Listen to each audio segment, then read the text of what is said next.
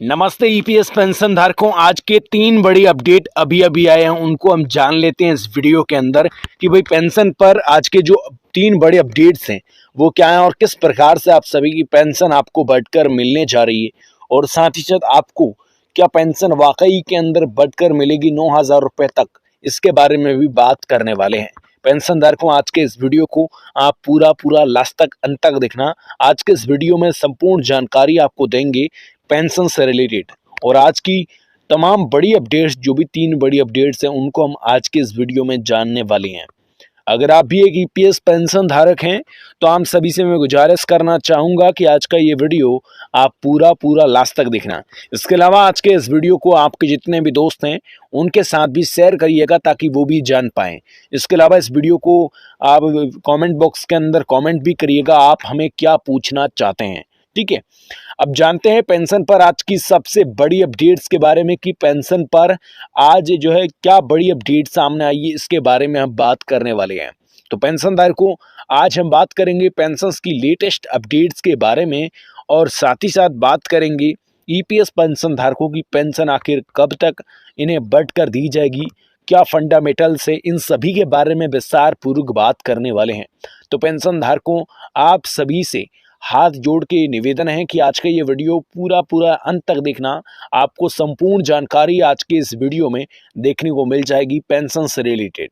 सबसे पहला सवाल ये कि आखिर आप सभी को कब बढ़कर मिल जाएगी पेंशन।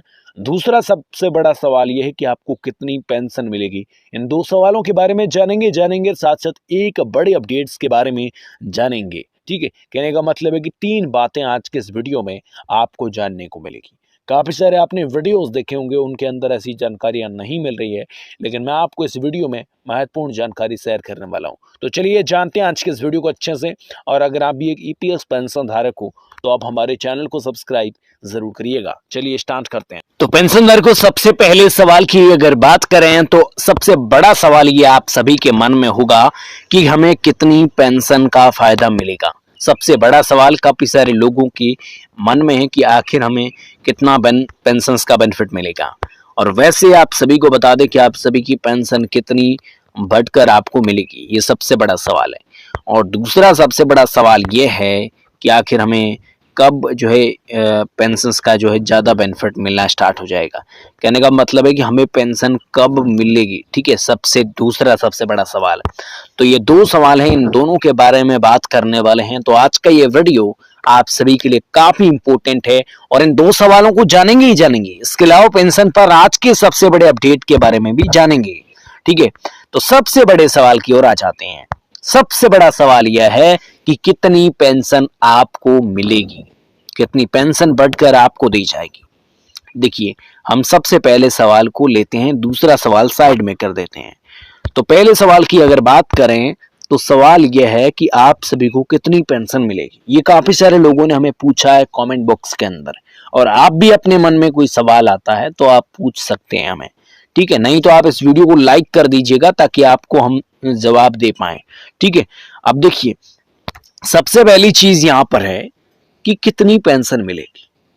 देखिए, आप सभी को आज के टाइम में काफी सारे लोगों को 1,000 रुपए, किसी को 700 रुपए, किसी को 1,500 रुपए, किसी को 2,500 रुपए, इस प्रकार की पेंशन यहाँ पे मिल रही होगी। ठीक है, अब बात यहाँ पर आती है कि 7,500 रुपए जो पेंशन धारकों की मांग है, अलग अलग कमेटी की। कोई कमेटियों की मांग है 9,000 रुपए पेंशन की जाए, कुछ कमेटियां ऐसी है जिनकी मांग है 7,500 की, कुछ कमेटियां ऐसी है जिनकी मांग है 5,000 रुपए।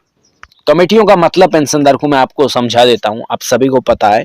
जैसे संगठन जो है, एनएससी संगठन की जो मांग है वो 7,500 रुपया है, और इस प्रकार से कई सारे ऐसे संगठन है जिनकी अलग अलग मांग है। कुछ जो है संगठन ऐसे भी हैं जहाँ पे जिन लोगों की जो है मांग है 9,000 रुपए। ठीक है, इस प्रकार के अलग अलग यहाँ पे जो है मांगे हैं। लेकिन बात यहाँ पर आती है कि आप सभी को ये पेंशन का जो ज्यादा बेनिफिट है ये किस प्रकार से मिल सकता है। ठीक है, तो मैं आपको बताना चाहता हूं, अलग अलग संगठन की मांगे तो हो गई, मांगों से कुछ नहीं होता पेंशन धारकों। बात यहाँ पर आती है कि आप सभी को कितनी पेंशन मिलेगी, ये सबसे बड़ी चीज है। देखिए, काफी सारे दिनों से काफी सारे लोग ये कह रहे थे कि 15,000 रुपए की वेतन सीमा अगर खत्म हुई तो पेंशन धारकों के बल्ले बल्ले है। तो पेंशन धारकों, वो आपके लिए बल्ले बल्ले नहीं था, वो उन कर्मचारियों के लिए बल्ले बल्ले था जो आज के टाइम में जो कंट्रीब्यूशंस करेंगे ईपीएस में, और आने वाले समय के अंदर आपको पेंशन का बेनिफिट मिले। कहने का मतलब कि आज के टाइम में वो कर्मचारी है, लेकिन आने वाले समय के अंदर पेंशन धारक हैं, तो उनकी जो वेतन सीमा जो थी ना, उसका जो है कहने का मतलब 15,000 रुपए की जो वेतन सीमा थी उससे खत्म किया है। तो फायदा उनको है, और जो अब हाल फिलहाल के अंदर जो पेंशन धारक हैं उनका लिमिट से कोई लेना देना नहीं है। काफी सारे लोग ये कह रहे हैं, ठीक है। लेकिन बात यहाँ पर आती है कि लिमिट से अगर लेना देना नहीं है तो हमारा ऐसा क्या, कहने का मतलब है कि हमारा जो पैसा है, कहने का मतलब हमें जिस प्रकार से पेंशन का फायदा मिलना चाहिए उस प्रकार से क्यों नहीं मिलता। देखिए पेंशनदार को, जिस प्रकार से आपकी पहले अगर आप 2014 से पहले के अगर कर्मचारी एपीएस कर्मचारी हैं तो आपको क्या है 6,000, कहने का मतलब है कि 6,500 के मुताबिक, यानी 6,500 रुपए की लिमिट के मुताबिक आपको पेंशन मिलेगी। अब देखिए मैं आपको अच्छा समझाता हूं, आप सुनते रहिए इस वीडियो को। देखिए आप सभी, अगर आप 2006 से, ठीक है 2006 से मैं आपको अच्छे से समझा देता हूं, 2006 से अगर आप कर्मचारी थे तो आज के टाइम की अगर हम बात करें तो आज, कहने का मतलब है कि 2006 से पहले कर्मचारी थे, 2006 के बाद में आप पेंशन धारक हो गए, तो आपको जो है वो पेंशन का बेनिफिट मिलेगा। सॉरी 2006 नहीं, 2014 यहाँ पे, सॉरी मैंने ऐसे ही बोल दिया, 2014 से पहले के, तो आप सभी को 6,500 रुपए की लिमिट के मुताबिक पेंशन का बेनिफिट मिलेगा। 6,500 रुपए की लिमिट के मुताबिक, अब समझिएगा 6,500 का मतलब यह है कि आप सभी को 6,500 रुपए की, कहने का मतलब है कि किसी व्यक्ति की 15,000 रुपए की सैलरी हो गई तो वो जो है ईपीएस के अंदर कंट्रीब्यूशन 6,500 के मुताबिक ही कर सकता था, ज्यादा नहीं कर सकता था, ज्यादा उसको बेनिफिट भी नहीं मिलेगा अगर वो करेगा तो, ठीक है। तो पहली बात यह है, अगर आप 2014 के बाद के जो है कर्मचारी हैं और आज के टाइम में पेंशन धारक हैं, तो आप सभी को पता है कि 2014 के बाद ईपीएस पेंशन धारकों की 15,000 रुपए की जो वेतन सीमा थी वो लागू कर दी थी 2006 में। कहने का मतलब 2014 के बाद कहने का मतलब 6,500 रुपए की जो वेतन सीमा थी उसे खत्म कर दिया था, बिल्कुल खत्म। तो आपको समझ में आ गया होगा कि आप 2014 के बाद के अगर कर्मचारी हैं और आज पेंशन धारक हैं, ठीक है, तो आपको उस प्रकार का पेंशन का बेनिफिट मिलेगा, 15,000 रुपए की वेतन सीमा के मुताबिक ही आपको बेनिफिट मिलेगा। लेकिन जो अब आने वाले जो पेंशन धारक हैं, जैसे मान लो आज वो कर्मचारी, आज कोई वेतन सीमा नहीं है और आज वो कर्मचारी हैं काफी सारे लोग, तो उन्होंने जितना कंट्रीब्यूशन करेंगे उतना बेनिफिट मिलेगा, ठीक है, जितना कंट्रीब्यूशन ज्यादा उतना बेनिफिट ज्यादा।